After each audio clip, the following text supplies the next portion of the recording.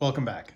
This is a video I did not plan on making. I was working on the office project so I could wrap that up and move on to more exciting things, and my little table saw started having some issues. So I started taking it apart and realized if someone else runs into the same problem, they might find this useful.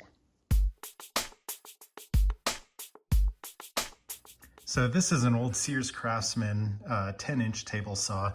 Here's the model and serial number. Now, I've had this since 2005, so almost exactly 20 years. I've replaced the switch. I've done various maintenance on it. I installed a little router onto one of the wings there to use as a router table. So I've definitely put it through its paces and multiple moves. So I was making a simple rip cut on some MDF. The pitch suddenly changed, it seemed to lose power, and smoke started billowing out from the table saw. So obviously I turned it off, cleared the piece I was working on, made sure it wasn't actively on fire, which is a good thing to check.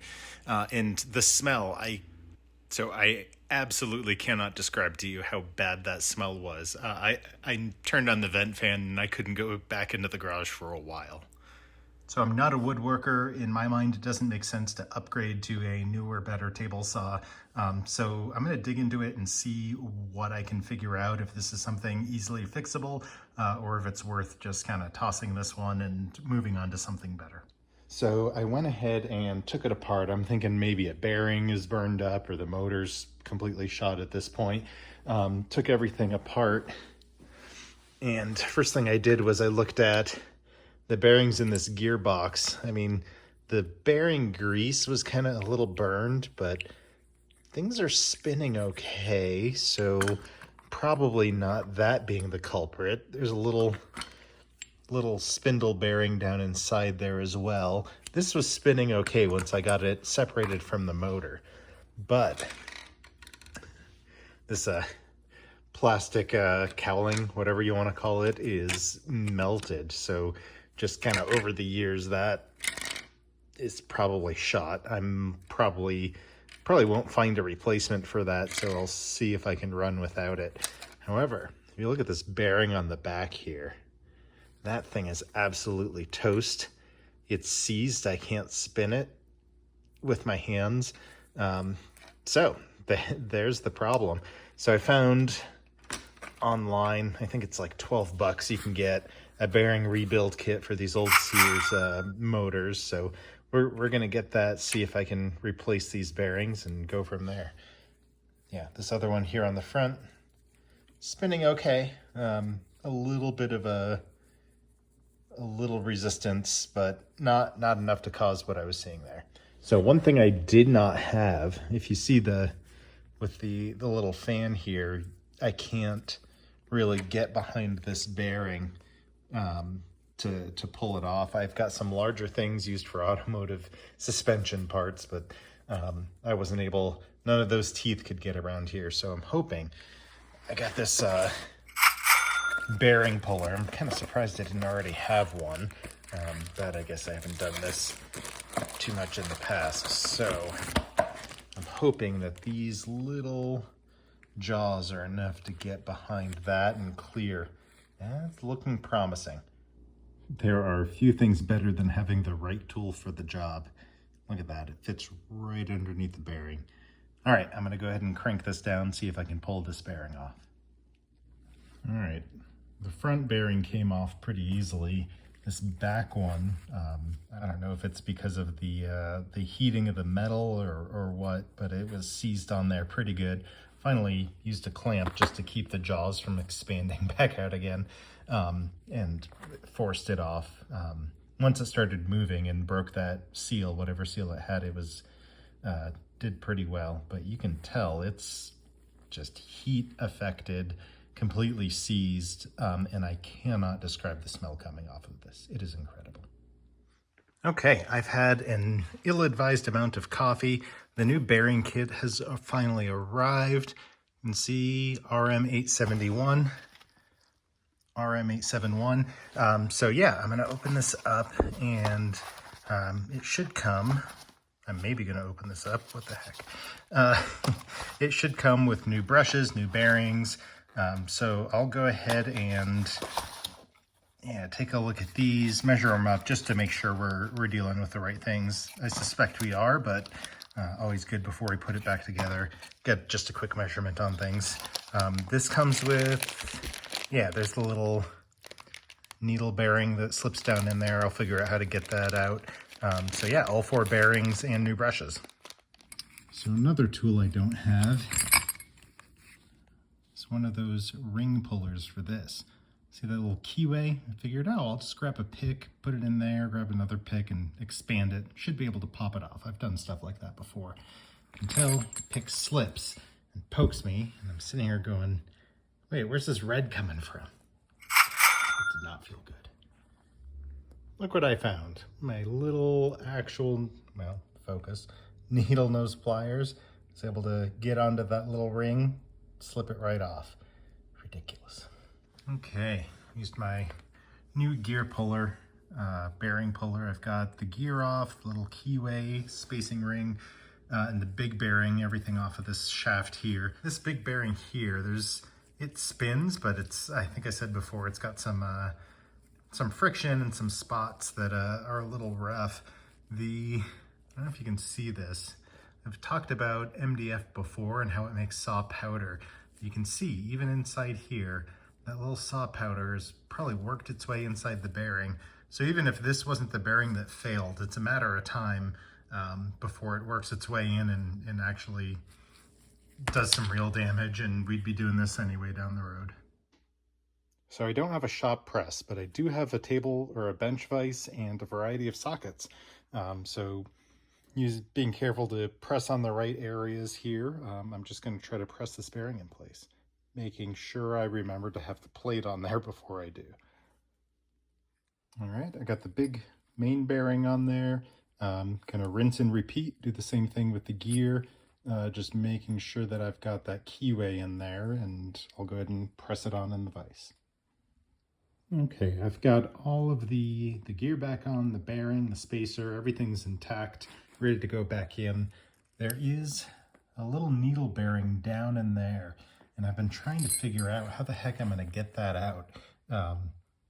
There's no way to get to the other side. This is all one piece, so it's sitting right behind that little bump there. There's no way to access it, push it out from this side, short of like drilling a hole and pushing it. No way to get to it through here. It's all one casted piece. Okay, I'm trying to figure out how to get this needle bearing out of there, recessed bearing.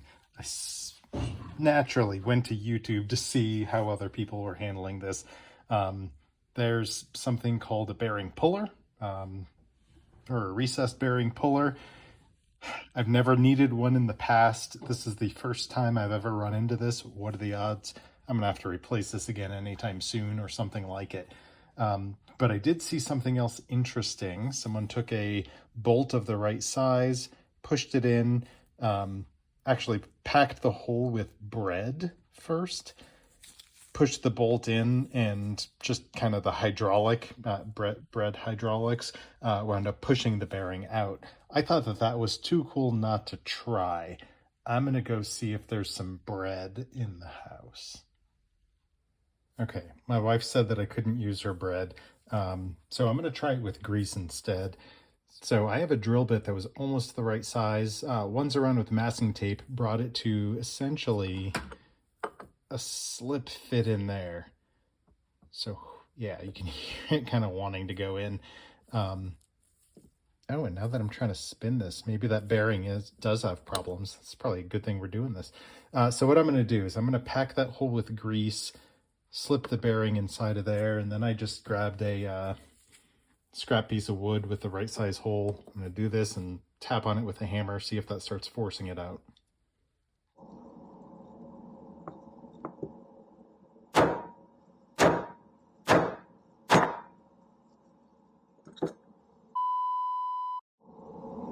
You kidding me? Well, the bad news is that didn't work. The good news is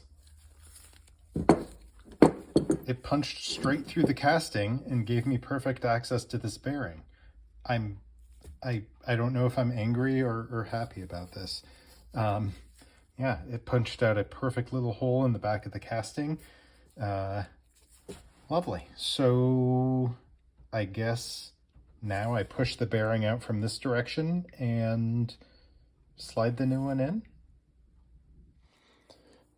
I don't know if you call this a successful failure or sheer dumb luck. Here's the old bearing out of the casting.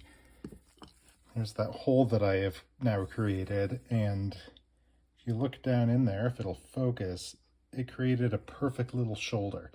So I'm gonna clean this all up, drop the new bearing in, and then before I grease everything up, I'll I don't know, metal tape or something to just create a little barrier between this and the bearing, so all this junky sawdust and everything doesn't get to it.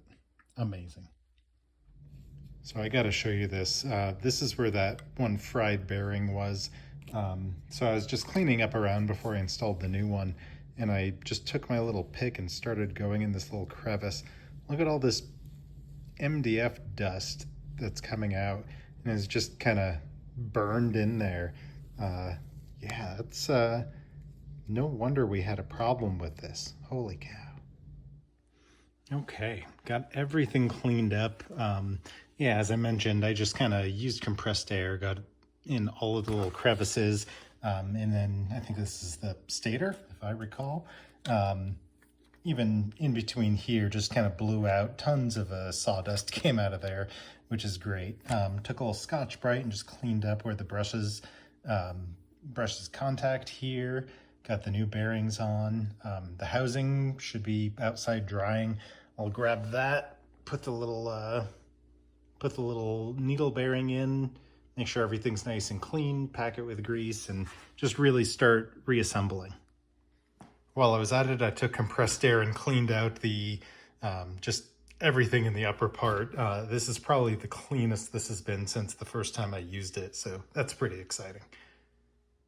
Okay, this is part of what I was afraid of. I was, just because of how much gunk is in there, I was going to try to reuse this shield, little plastic shield, but if you can see, it actually melted through, the fan melted through there, and all of the clips are broken, so I'll probably cut this away. It's going to definitely shorten the life of the motor. You can hear it just rubbing on there. That's awful. Okay, got the little needle bearing down in there. I used a bolt just to slowly pull it on, no hammering. Yeah, so I'm going to go ahead and reassemble the gearbox, if that's what we're calling this, I guess. I've got the grease here. I'll pack it all in there, and it should be good to go. And then I made a rookie mistake, and I didn't take a picture before I took this apart.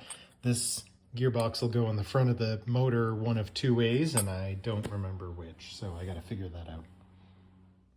Okay, one thing I did remember to take pictures of is the wiring and how it went back together. So got everything buttoned up here. It's mounted. Pretty sure I'm gonna have to check and adjust in case this isn't mounted perfectly perpendicular. I'm sure there's a procedure for that out there. It moves so much smoother now. I haven't fired this up yet. Let me tighten down my connections. I'll put a camera on it and we can go through this together for the first time.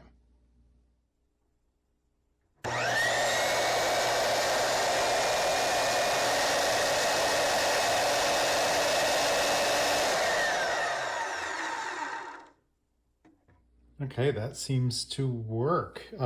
It doesn't smell like Satan's farts anymore, so that's great. You can see the date stamp on this motor, 2004. It's currently 2025, so it's been in use for about 20 years. I don't know if we'll get another 20 years out of it, but hopefully this will extend the life of this table saw at least a few more years.